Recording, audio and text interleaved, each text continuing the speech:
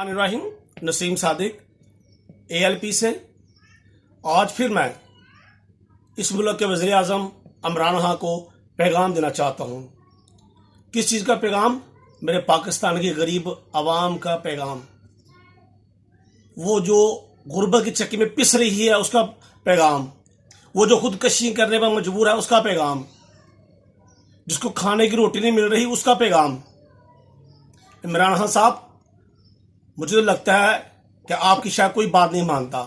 आपके सारे वजीर तो यही कहते हैं रोटी अगर 15 रुपये की हो गई है, नान 20 रुपये का हो गया, तो कुछ भी नहीं, कोई नहीं करेगा, हम पूछ लेंगे। तो भाई आपकी कौन मानता है? आवाम भूखी मर रही है, आटा कहाँ चला गया, घी कहाँ चला गया? 3 चीजें, जब बिजली, पेट्रोल और डॉलर, आप तीनों चीजों से कहते हैं कि डॉलर का आम आदमी से कोई तल्लक नहीं। भाई मेरे कैसे तल्लक नहीं, मुझे बताएं। हर चीज तो आप डॉलरों में खरीदते हैं, डॉलरों में तो बिकते हैं सब, तो आप कैसे आम आदमी पर फर्क नहीं पड़ेगा? भाई आम आदमी पे डायरेक्टली फर्क पड़ता है।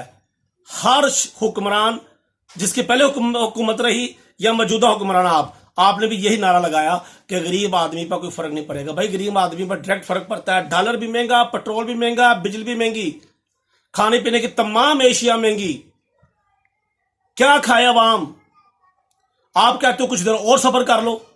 भाई कोई फार्मूला बता देना कि क्या अवाम खाए।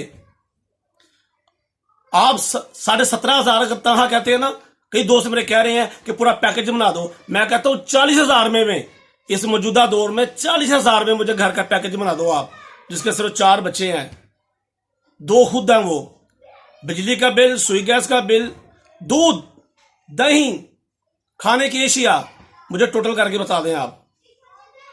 भाई आप सोए हुए हैं, जागें, पहले कुछ दें फिर लें।